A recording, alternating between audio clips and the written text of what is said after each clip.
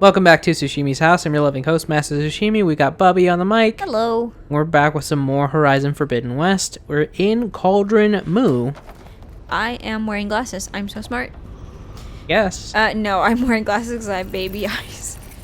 Y'all, I talked about it before, but basically my eyes just feel so tired and irritated and burned at the end of the day because I spend a lot of my time staring at a computer screen.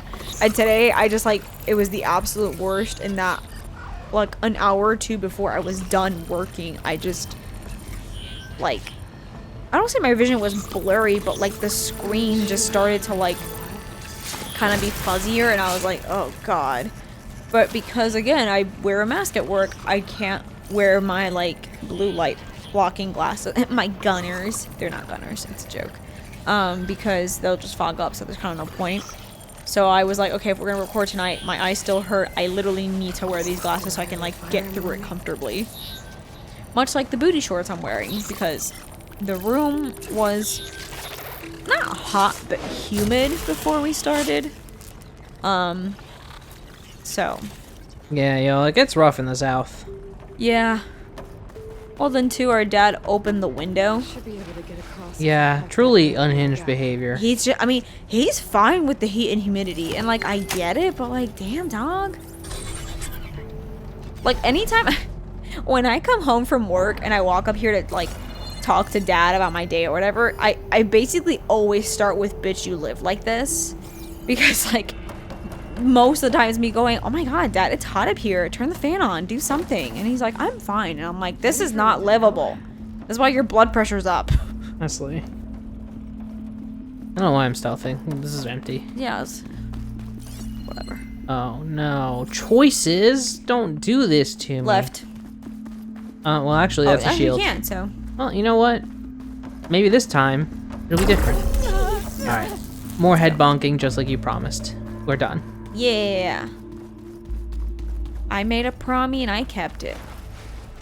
You shouldn't really make those kind of promises. Wee, I promise. God, now I really just want to go listen to fucking Like a Stone because you mentioned it during the last episode. Sorry. It's not even my favorite song or anything. It's alright. It's a chill song. I think it's legitimately the only Audio Slave song I know. Same. I do like the little bit of grit to the singer's voice.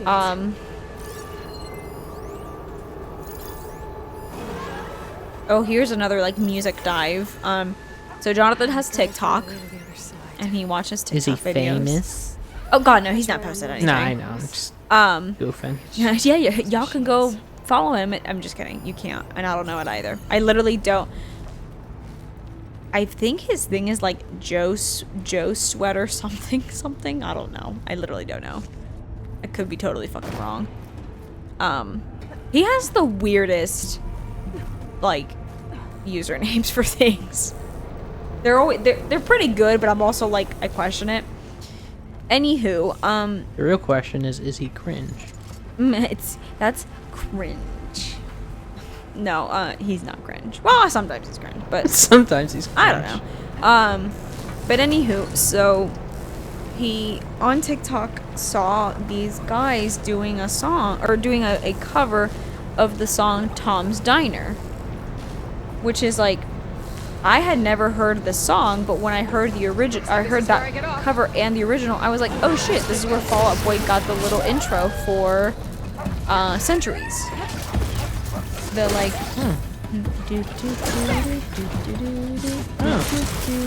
I do always love finding the source for a sample. It's just so fascinating.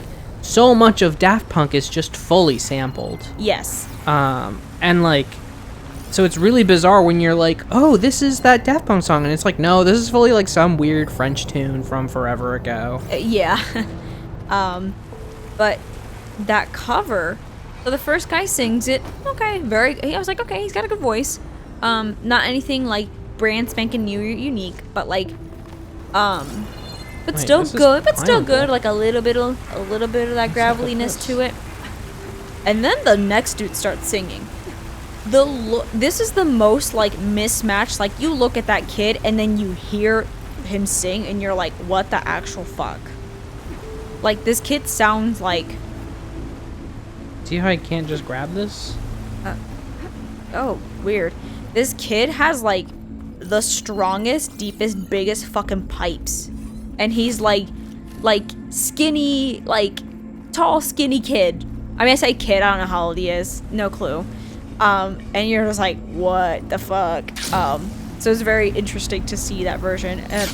The original is okay, but it's just stuff like that is always, like, cool to find. I don't know. I just really appreciate when a singer can have some of that, like, gravelly voice to them. Too much I'm not a fan of, but some is good. No, that's fair. It's why, like, I get that it's kind of a meme to, like, dunk on Nickelback, but it's just like, hey, no, man. but actually Nickelback's good. I don't care what you guys say. I mean, nobody's gonna push on that, and if you do, whatever. Go listen to it. Like, actually go listen to Nickelback. Listen to Rockstar, listen to Too Bad. Oh god, Too Bad is such a sad song. Too Bad's a song about, like, a parent not being around, but trying to give their kids a better life, and then by the time they come around, the kid's like, yeah, sure, we survived without you, but, like, we don't get those years back. And it's like, oh my god. It's such a sad song. Rockstar's good. Fucking Animals. Animals is a wild ass ride of a song. Animals doesn't have any business being as good It as doesn't it is. have any business being that good. What's the other one? What's, like, the big one they're known for? I'm blanking on the title. It's This Is How You Remind Me? Yes, it is. It's either This Is How You Remind Me or How You Remind Me. One of the two. Yeah. Very good song. Good stuff, good stuff. I don't know. I saw this other post that was appreciating, the lead singer of Linkin Park, Chester Bennington's, like, abilities in general, which was really cool. Specifically in this... Not enough people talk about his telekinesis. Nah. I mean, listen. Number one, yes, rest in peace. We're unfortunately aware of the fact that he's been dead because... I don't know, that one, like... some people have their feelings about, like, artists passing and them being like, no, whatever. I am somebody to be affected by it, not because I'm like, oh man, that was my best friend. Like, I don't know these people. But, like, the influence they have in the world or whatever, or even just, like, sometimes I'll have the reaction to an artist dying the way I would to, like, I'll give you an example. Chadwick Boseman. Great talent. Passed at 49 years old from stage 4 colon cancer. I reacted, I think, in such a bad way because it's something that in this country is so preventable. And, like, him being an actor, he was well off. So I feel like my reaction to that was, like, the same that it would have been if it had been, like, a friend telling me about, like, somebody they know. Like, yeah, I know, like, my uncle or, like, this or my neighbor or, just something like that. And I was just like, it was visceral. It was very raw. Yeah, there's something about that particular death that was just, like, it felt so senseless. It felt so wrong. Kind of, this is not 100% one-to-one comparable, but I remember there was this incident, and I'll stop playing here for a little bit so I don't get the details wrong, but there was this incident in, I want to say, like, 2016, no, 2014, 2015, where there were these kids who were, like, on their way to a basketball game, and, like, ooh, do you see that shit? Oh, that was spinning. That was deliberate. Actually meant to be like that. Okay. They were on their way to, like, a basketball game or something, and one of them gets, like, they get stopped, and one of them gets frisked, and they are frisked so aggressively that their testicles, like, fully popped. Like, destroyed. Oh my god. Yeah. And I remember having such a, like... Ooh. I had a full-blown, like, mental breakdown that day. Oh my god. Because it, like, these were, like, prep school kids, like, absolutely well-to-do, like, on their way to, like, great things in life. And they still got, like, fully assaulted by police because they were young African-American men. Oh my god. Yeah, no. I mean, oh god. I mean, just that whole aspect of... I don't even say society we live in because that implies it's only here specific to the US. It's not. But like, just that is so terrible. Yeah, like but like that wasn't even a death, and I remember it having just like a really profound negative effect on me. Yeah. And I think that's when I like really started paying attention to like police brutality stuff. This was like definitely pre George Floyd, but like Trayvon Martin. I think it thread the needle between Trayvon Martin and what was the other big one? The kid who like straight up surrendered in the street. Oh my god.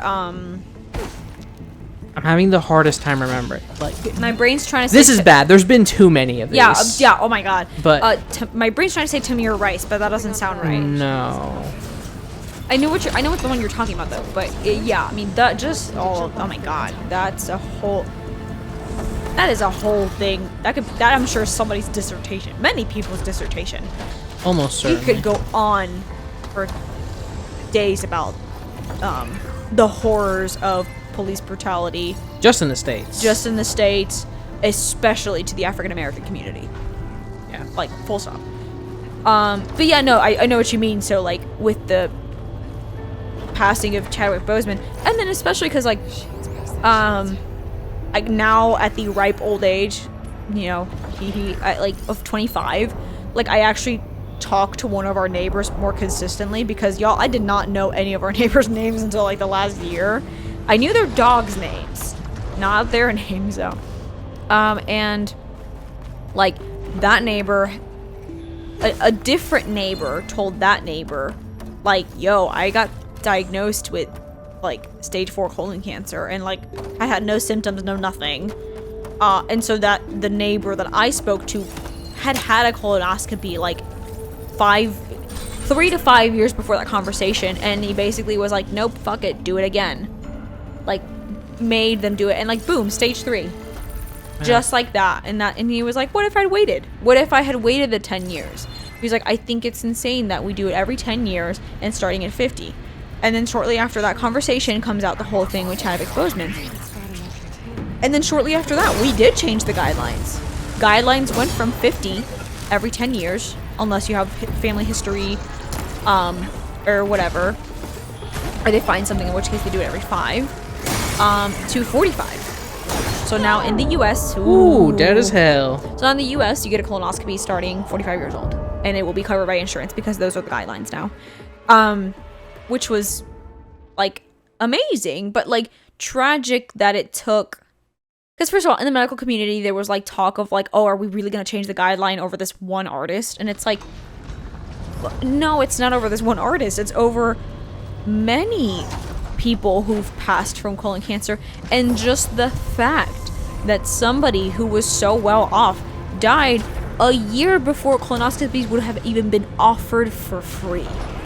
Like, that was the point. The point was, no, it's not because of this one dude, because he's not the only case of this, unfortunately, but it's the fact that we're just diagnosing earlier and earlier, and we're finding it late because we waited so long. Right. Anyway, that wasn't my. But that, now going back to the thread before then, when I found out Chester Bennington died, it really was so like, oh my god. Especially, you know, in his case, like, he committed suicide because he was depressed, you know, and I mean, again, I didn't know him personally because that's just not how things work. But like, I don't know, just like, it sucked. It just sucked being like, oh wow.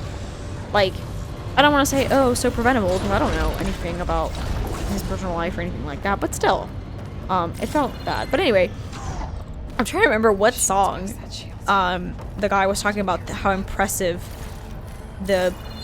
his vocal prowess was. I'm trying to think. Oh, jeez. It's this one song where he's like doing a scream, and he, first of all, holds it forever, and it's extremely clean, and then he changes pitch. He pitches up mid-scream, still holding it, no wavering, perfectly fucking crisp and clean, and then boom, cuts it off, and then goes right back into an even higher pitch into the next lyric. No. Like not screaming, just like singing. God, I really wish I could remember which song that is. That's gonna bug me because I know a lot of their songs because I've been a fan for many years. Oh well. It is what it is. I'm not gonna remember. Is it me or like suddenly got hot? No, I feel that. Like I was fine 5 minutes ago and now I'm like sweating. I'm like, what the fuck? We were good. What happened? Come on, don't hide. Don't hide. Give me that. Give me Fun that. fact, good, while you're doing this, the first Linkin Park song I ever heard was In the End. And that's how I got into them. The second song I ever heard by Linkin Park was A Place for My Head. I could not tell you the third. At that point, I think I just started listening to them. So. Alright. Fuck your little arm thing. God. You stupid little cube. Fuck you. Fucking Rubik's Cube. Ain't nobody gonna solve you. You know what's a show that I feel like nobody remembers? What? I mean, at least nobody talks about it. Cubix. What? Okay, so you also don't. I mean, refresh my memory, I guess is what I'm trying to say. I want to say it was on like the kids WB block. And it was like a early like 3D animation joint. That followed like a kid who found a robot, and this was like, I think Metabots, like a world where everybody just kind of had robots. Okay, sure. And so kids like would kind of fight with their robots and shit. Oh shit. Oh, well, that killed me. And this one specifically was like made of a bunch of conjoined cubes. Okay. But also I think could like take on aspects of other machines or could take over other machines. I don't remember the logistics of it too much. I was pretty young. Yeah. Interesting. And by extension, I mean you were even younger. Right.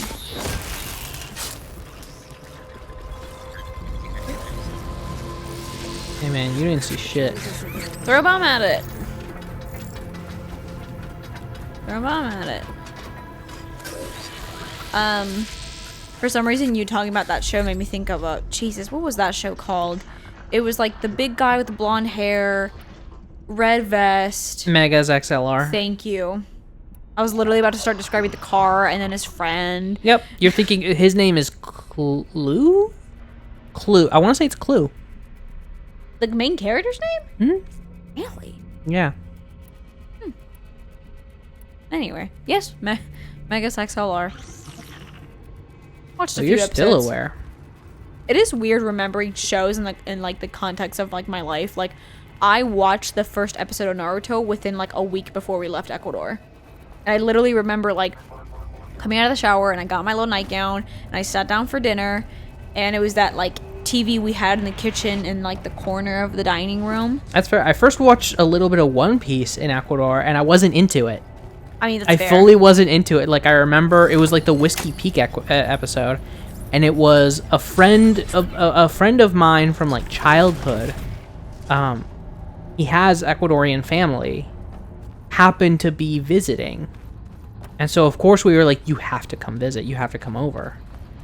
Oh, okay. Yeah, I was trying to remember who you're talking about. And I was like, oh wait, yes. Oh, okay. Yeah, and so he saw that on the TV and was just like, "Oh, you gotta watch this, man! Like, it's cool. It's about this like pirate. That's really funny. It was like made of rubber." Yeah. And I was like, "Oh no." That's funny. No, I watched first episode of Naruto, or one of the first episodes. But it was like premiering. So yes, I think I'll say yes to that. Oh god. I won't say yes to that. Yeah, or like, man, TV here versus TV in Ecuador, which I think last time we visited and that we had like cable and actually even watched TV, I think it was still kind of like that, but geez, that was back in it was like 10 years ago, so it makes sense that it hadn't been that different. My first exposure to Fall Out Boy was a commercial on Nickelodeon in Ecuador. Yeah. Because one of the ads had Dance Dance as the song. And, like, I distinctly remember whatever his name is from Rocco's Modern Life. The, like, yellow, I don't know what he is, like a bull? Whatever his name is, with the suspenders. That, I think his name might be Heifer. Heifer, whatever. I remember Heifer, like, dancing to, like, Dance Dance. And that was, like, part of the commercial. But it was, like, a bunch of cartoons. And it was, just, like, clips from cartoons being put to Dance Dance. But not the whole song. I'm trying to think what other Fall Out Boy. Oh, Pump It. That was another commercial. Or no. I'm thinking Raven Rabbits. Not Raven Rabbits. Just Rayman. That was a commercial set to Pump It, right? I'm not actually familiar. I think so, because it's like Rayman like surfing, but like not surfing, but like he was like surfing. I think like on like a thing going in like a tube or something. How in the fuck did that like instantly kill me? I'm sick of fighting this fucking thing. I'm wondering if we need to call it here because we're getting fussy. I mean, I want to get through this cauldron though. So we'll do, well, I was gonna say one more episode, but I don't know. We still gotta call it now though. Yeah, that's true. I think we can pull one more episode. Yeah. Or hopefully I kill this believe thing. in you. Alright, next time at Tsushimi's house, I'm definitely gonna stab this thing in the neck. Yeah. Later. Bye. You gotta know you're in for something special. You gotta feel it in your bones. Oh, you're gonna find what you need all in time. If you're looking for it, na na na na na na. If you're looking for it, na na na na.